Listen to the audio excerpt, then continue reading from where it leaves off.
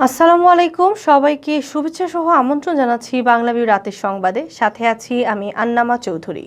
প্রথমেই লতিফ ট্রেভেলস সংবাদ শিরোনাম।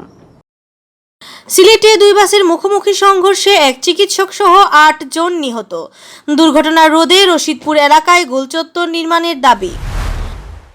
যুক্তরাজ্যে ফেরার অনুমতি পেলেন না বাংলাদেশি বংশোদ্ভূত ব্রিটিশ নাগরিক স্কুল ছাত্রী শামীমা বেগম। ব্রিটেনের সুপ্রিম কোর্টের রায় ঘোষণা। সারা দেশে করোনায় আরও 11 জনের মৃত্যু, গেল 24 ঘন্টায় আক্রান্ত শনাক্তের চেয়ে সুস্থ হলেন প্রায় দ্বিগুণ। সাবেক রাষ্ট্রপতি জিয়াউর রহমানের রাষ্ট্রীয় খেতাব বাতিলের পরিকল্পনার প্রতিবাদে সিলেটে বিএনপির অঙ্গ সংগঠনের মিছিল সমাবেশ। আন্তর্জাতিক মাতৃভাষা দিবস উপলক্ষে বাংলাদেশ আওয়ামী লীগ বাহরাইন শাখার আলোচনা সভা ও দোয়া মাহফিল। এতক্ষণ শুনছিলেন সংবাদ শিরোনাম, এবারে বিস্তারিত। সিলেটে যাত্রীবাহী দুই বাসের মুখোমুখি সংঘর্ষে এক চিকিৎসক সহ ৮ জন নিহত হয়েছেন, আহত হয়েছেন আরও 34 জন। শুক্রবার সকাল 6:30টার দিকে সিলেট ঢাকা মহাসড়কের দক্ষিণ সুরমার রশিদপুর এলাকায় ঢাকাগামী এনা পরিবহন ও সিলেট অভিমুখী লন্ডন এক্সপ্রেসের মধ্যে এই দুর্ঘটনা ঘটে। দুর্ঘটনার পর সিলেট ঢাকা মহাসড়কে প্রায় 3 ঘন্টা যান চলাচল বন্ধ ছিল। দুর্ঘটনার রোধে ব্যস্ততম রশিদপুর এলাকায় গোলচত্বর নির্মাণের দাবি জানিয়েছেন স্থানীয় লোকজন ও পরিবহন শ্রমিক নেতারা। মুজাম্মেল হকের ক্যামেরায় বিস্তারিত জানাচ্ছেন চৌধুরী নাদিরা। দুর্ঘটনায় নিহতদের মধ্যে রয়েছেন এনা পরিবহনের চালক, হেল্পার ও সুপারভাইজার। লন্ডন এক্সপ্রেসের চালক, সিলেট নগরের ব্লু ওয়াটার শপিং সিটির এক ব্যবসায়ী এবং সিলেট উইমেন্স মেডিকেল কলেজ হাসপাতালের একজন চিকিৎসক রয়েছেন। নিহত ডাক্তার ইমরান খান ওই হাসপাতালের ফরেনসিক মেডিসিন বিভাগের শিক্ষক। তার স্ত্রী ডাক্তার শারমিন আক্তার অন্তরাও দুর্ঘটনায় গুরুতর আহত হয়েছেন। দক্ষিণ সুরমা থানাধীন মহাসড়কের এনাবাস এবং লন্ডন এক্সপ্রেসের মধ্যে সড়ক দুর্ঘটনা এ পর্যন্ত সিলেট ওসমানী মেডিকেল কলেজের 7 জনের মৃতদেহ মর্চুরিতে রাখা হয়েছে এবং 18 জন ক্যাজুয়ালিটি বিভাগে ভর্তি রয়েছেন। 4-5 জন আশঙ্কাজনক অবস্থায় চিকিৎসা দেওয়া হয়েছে। এছাড়া আহতদের মধ্যে অনেকেই বিভিন্ন প্রাইভেট হাসপাতাল এবং ক্লিনিকে ভর্তি রয়েছেন। প্রত্যক্ষদর্শীরা জানান, দুর্ঘটনার পর সুরচিৎকার শুনে তারা ছুটে আসেন। ঘটনাস্থলে এসে দুর্ঘটনা দেখতে পান, পরে তারা উদ্ধার কাজ শুরু করেন। হঠাৎ করে একটা বড় একটা আওয়াজ আসছে। আওয়াজ আসার পরে আমার সাথে আরেকজন ছিল, ওকে নিয়ে দৌড়ে ওই দিকে যাই, গিয়া দেখি একটা বাস আর একটা বাসের ভিতর দিয়ে ঢুকে গেছে। আমাদের হাতে কোনো কিছু ছিল না, এখন ট্রাকের চালক ছিল, ওনার কাছ গাড়ি থেকে একটা হাতুড়ি বাইর করে আমরা লন্ডন এক্সপ্রেসের গ্লাস ভাঙার পর ওখান থেকে 6 থেকে 7 জন আমরা লোক বাইর করি। দুর্ঘটনার জন্য চালকের বেপরোয়া গতিতে গাড়ি চালানোকে দায়ী করছেন আহত ও নিহতদের স্বজনরা। তাদের দাবি, মহাসড়কে গতি নিয়ন্ত্রণ করার উদ্যোগ নিলে কমে আসবে প্রাণহানির ঘটনা।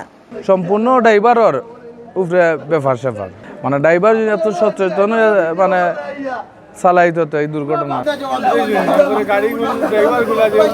শৃঙ্খল অবস্থায় গাড়ি চালায়, তারপরে মনে হলো যে এনা গাড়ি, তারপরে লন্ডন এক্সপ্রেস, তারা মানে তুমান গাড়ি দুটো আর কি, মানুষের যানবাহন বা কোনো হয়তো। তবে স্থানীয় লোকজন ও পরিবহন শ্রমিক নেতারা বলছেন, দুর্ঘটনাপ্রবণ রশিদপুর এলাকায় একটি গোলচত্বর নির্মাণের দাবি তাদের দীর্ঘদিনের, কিন্তু এই উদ্যোগ না নেয় কিছুদিন পর পর এই এলাকায় দুর্ঘটনা ঘটছে। আমরা স্থানীয় এলাকাবাসী প্রায় দেখি ওই জায়গাটায় ভয়াবহ দুর্ঘটনাগুলো ঘটে এবং একাধিক প্রাণহানির ঘটনা ঘটে। আজকে যেটা জানলাম যে অন্তত এই পর্যন্ত 7 জনের প্রাণহানি ঘটেছে। আমাদের এলাকাবাসীর দাবি হচ্ছে ওইখানে গোলচত্বর দিয়ে ওই রাস্তাগুলোর পাশগুলো প্রসারিত করে দেওয়া হোক, যাতে দুর্ঘটনা আগামীতে না ঘটে। এখানে দুর্ঘটনা ঘটেছে, আপনি জানেন রশিদপুরে, এখানে ডাইনে বামে কিন্তু দোকান আছে। এখানে যদি একটা রাস্তা প্রশস্ত বা সিলেট থেকে ঢাকা পর্যন্ত যদি 4 লেন হয়, আমরা আশা করি যে এখানে দুর্ঘটনা কমবে এবং বিভিন্ন পয়েন্টে গোলচত্বর। প্রাথমিক তদন্তে শুক্রবার রশিদপুরে দুর্ঘটনার জন্য লন্ডন এক্সপ্রেসকেই দায়ী করেছে পুলিশ ও ফায়ার সার্ভিস। চালক ঘুমিয়ে পড়ায় অথবা নিয়ন্ত্রণ হারিয়ে লন্ডন এক্সপ্রেস রং সাইডে চলে আসায় এ দুর্ঘটনা ঘটেছে বলে মনে করছেন তারা। এনা এক্সপ্রেসটা তার রাস্তার রাইট সাইডেই আছে, বাম সাইডে আছে, আর লন্ডন এক্সপ্রেস তার রং সাইডে ঢুকে গেছে, আপনারা দেখতে পাচ্ছেন। সকালে একটু ঘন কুয়াশা ছিল, হয়তো এই কুয়াশার কারণেও হতে পারে হয়তো ড্রাইভারের একটু ঘুম কোনো চোখে আসছিল, যার জন্য সামনে সংঘর্ষ ঘটে। দুর্ঘটনার পরপরই সিলেট ঢাকা মহাসড়কে তীব্র যানজটের সৃষ্টি হয়। রশিদপুরের দুদিকে প্রায় 3 কিলোমিটার জুড়ে সব ধরনের যানবাহন আটকা পড়ে। পুলিশ ও ফায়ার সার্ভিসের উদ্ধার অভিযান প্রায় 3 ঘন্টা পর সকাল 9:30টার দিকে সিলেট ঢাকা মহাসড়কে যান চলাচল স্বাভাবিক হয়।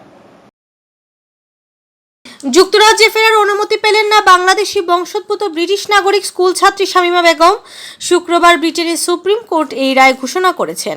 নাগরিকত্ব বাতিল হওয়ার সিদ্ধান্তে আইনগতভাবে মোকাবেলায় ব্রিটেনে ফিরে যাওয়ার অনুমতি চেয়েছিলেন শামীমা। মাত্র 15 বছর বয়সে স্কুলের 2 বন্ধুকে সঙ্গে নিয়ে আইএসএ যোগ দিতে লন্ডন থেকে পালিয়ে সিরিয়ায় পাড়ি জমান তিনি। 6 বছর পর দেশটির সর্বোচ্চ আদালত তার ফেরা নিয়ে আজ সিদ্ধান্ত জানাতে যাচ্ছে। এখন উত্তর সিরিয়ার সশস্ত্র রক্ষীদের নিয়ন্ত্রণাধীন একটি ক্যাম্পে দুর্গত অবস্থায় আছেন শামীমা। তার স্বামী সিরীয় কারাগারে আছেন বলে মনে করা হচ্ছে এবং তাদের 3টি সন্তানই মারা গেছে। 21 বছর বয়সী শামীমার দাবি, ব্রিটিশ সরকারের বেআইনি সিদ্ধান্তে তিনি রাষ্ট্রহীন হয়ে পড়েছেন এবং তার মৃত্যুর ঝুঁকি আছে। শামীমার আইনজীবীদের যুক্তি, শুনানিতে অবাধে অংশ নিতে না পারলেও বাংলাদেশি বংশোদ্ভূত নারীর ব্রিটিশ নাগরিকত্ব সক্রিয়ভাবে বহাল হয়ে যাবে। 2019 সালে যুক্তরাজ্যে ফিরতে চান শামীমা, তবে দেশটির সরকার রাষ্ট্রীয় নিরাপত্তার কারণে দেখিয়ে তার নাগরিকত্ব বাতিল করে। এরপর বিষয়টি আদালতে গড়ায়। পরে গত বছরের 21 ফেব্রুয়ারি শামীমার ব্রিটিশ নাগরিকত্ব বাতিল করার সিদ্ধান্তকে বৈধ বলে রায় দেন যুক্তরাজ্যের একটি আদালত। সারা দেশে গেল 24 ঘন্টায় করোনা ভাইরাসে আক্রান্ত হয়ে আরও 11 জনের মৃত্যু হয়েছে আর আক্রান্ত শনাক্ত হয়েছেন 470 জন। একই সময় করোনা থেকে সুস্থ হয়েছেন 743 জন। শুক্রবার বিকালে স্বাস্থ্য অধিদপ্তরের অতিরিক্ত মহাপরিচালক অধ্যাপক ডাক্তার নাসিমা সুলতানা স্বাক্ষরিত এক সংবাদ বিজ্ঞপ্তিতে এ তথ্য জানানো হয়। বিজ্ঞপ্তিতে বলা হয়, গেল 24 ঘন্টায় দেশের 214টি ল্যাবে 15,345টি নমুনা সংগ্রহ করা হয়। এর মধ্যে পরীক্ষা করা হয় 15,032টি নমুনা। পরীক্ষায় করোনা আক্রান্ত শনাক্ত হন 470 জন। আর সব মিলিয়ে দেশে করোনা আক্রান্তের সংখ্যা বেড়ে দাঁড়িয়েছে 5,45,424 জন। এদিকে গেল 24 ঘন্টায় রাজধানী সহ দেশের বিভিন্ন হাসপাতাল ও বাড়িতে উপসর্গবিহীন রোগী সুস্থ হয়েছেন 743 জন। আর এ পর্যন্ত মোট সুস্থ হলেন 4,95,498 জন। গেল 24 ঘন্টায় মারা যাওয়া 11 জনের মধ্যে 6 জন পুরুষ ও 5 জন নারী। তারা সকলেই হাসপাতালে চিকিৎসাধীন ছিল। আর সব মিলিয়ে এখন পর্যন্ত দেশে করোনায় মৃতের সংখ্যা বেড়ে দাঁড়িয়েছে 8,395 জনে। বিজ্ঞপ্তিতে জানানো হয়, গেল 24 ঘন্টায় নমুনা পরীক্ষা বিবেচনায় আক্রান্ত শনাক্তের হার 3.13%। আর এ পর্যন্ত নমুনা পরীক্ষা বিবেচনায় শনাক্তের হার 13.57% ও শনাক্ত বিবেচনায় সুস্থতার হার 90.85%। আর শনাক্ত বিবেচনায় মৃত্যুর হার 1.54%। গত বছরের 8 মাস দেশে প্রথম করোনা ভাইরাস আক্রান্ত রোগী শনাক্ত হয়ে 18 মার্চ প্রথম করোনা রোগীর মৃত্যু হয়।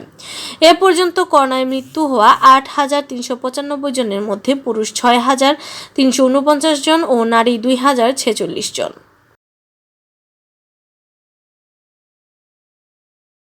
সাবেক রাষ্ট্রপতি জিয়াউর রহমানের রাষ্ট্রীয় খেতাব বাতিলের পরিকল্পনার প্রতিবাদে ও কেন্দ্রীয় নেতাদের উপর থেকে মামলা প্রত্যাহারের দাবিতে সিলেটে মিছিল ও সমাবেশ করেছে যুবদল, স্বেচ্ছাসেবক দল ও ছাত্রদল। শুক্রবার দুপুরে মিছিল শেষে নগরের আম্বরখানা পয়েন্টে গিয়ে সমাবেশ করেন সংগঠনের নেতাকর্মীরা।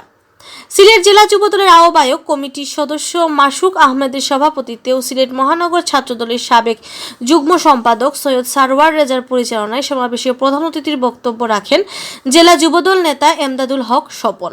বক্তারা বলেন, বিএনপির প্রতিষ্ঠাতা সাবেক রাষ্ট্রপতি জিয়াউর রহমান একজন দেশপ্রেমিক মুক্তিযোদ্ধা। মুক্তিযুদ্ধে তার অবদান ও স্বীকৃতি স্বরূপ তাকে বীর উত্তম খেতাব দেওয়া হয়। বর্তমান সরকার তার খেতাব বাতিলের ষড়যন্ত্র করছে। সরকার জিয়াউর রহমানের খেতাব বাতিল করলে এর পরিণাম ভালো হবে না। সমাবেশে বক্তব্য রাখেন স্বেচ্ছাসেবক দল নেতা সৈয়দ শামীম আল মামুন, দুলাল আহমেদ, ফয়েজ আহমেদ খান, বেলাল, যুবদল নেতা নাদিম হোসেন, জুনেদ আহমদ, আবু শহীদ শাহিন, এনাম ভুইয়া, ছাত্রদল নেতা আব্দুল হাফিজ রান, আলী আহসান হাবিব, প্রদীপ পাল ও ইমাম উদ্দিন রুজেল সহ দলের আরও অনেকে। মহান 21 ফেব্রুয়ারি ও আন্তর্জাতিক মাতৃভাষা দিবস উপলক্ষে আলোচনা সভা ও দোয়া মাহফিল করেছে বাংলাদেশ আওয়ামী লীগ বাহরাইন শাখা। বৃহস্পতিবার সন্ধ্যায় দেশটির রাজধানী মানামায় বাংলাদেশ সমাজের কার্যালয়ে সংগঠনের সভাপতি মঞ্জুর আহমদের সভাপতিত্বে অনুষ্ঠানের আয়োজন করা হয়।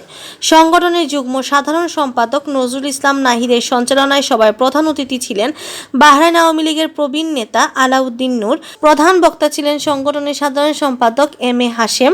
বিশেষ অতিথির বক্তব্য রাখেন সংগঠনের উপদেষ্টা আক্তার হোসেন কাঁচা মিয়া, সহসভাপতি সেলিম চৌধুরী, সাংগঠনিক সম্পাদক আব্দুল মতিন, যুগ্ম সাধারণ সম্পাদক কালাম দেওয়ান, প্রচার সম্পাদক মোহাম্মদ জামাল উদ্দিন সহ সাংগঠনিক সম্পাদক সায়েম আহমদ লিটন ও যুবলীগের যুগ্ম আহ্বায়ক শরীফুল ইসলাম শরীফ। আলোচনা সভায় বক্তারা বলেন, ২১-এর পথ ধরে এদেশে স্বাধীনতা এসেছে। একটি জাতিকে ধ্বংস করার জন্য তার ভাষার উপর, সংস্কৃতির উপর আঘাত করা হয়, সেই ষড়যন্ত্র পাকিস্তানিরা শাসকেরা করেছিল। বক্তারা বলেন, বাংলাদেশ শীঘ্রই উন্নয়নশীল দেশের স্বীকৃতি পাবে। উন্নয়নশীল দেশে উন্নীত হওয়ার জন্য যত রকমের শর্ত রয়েছে তার সবই শেখ হাসিনার সরকার পূর্ণ করেছে। সভা শেষে সকল শহীদের আত্মার শান্তি ও দেশ ও জাতির মঙ্গল কামনায় মুনাজাত করা হয়। এতক্ষণ শুনছিলেন বাংলাভিউ রাতের সংবাদ। রাত 11টায় প্রচারিত হবে সিলেটের আঞ্চলিক ভাষায় সংবাদ। দেখার আমন্ত্রণ রইল। সাথে থাকার জন্য ধন্যবাদ।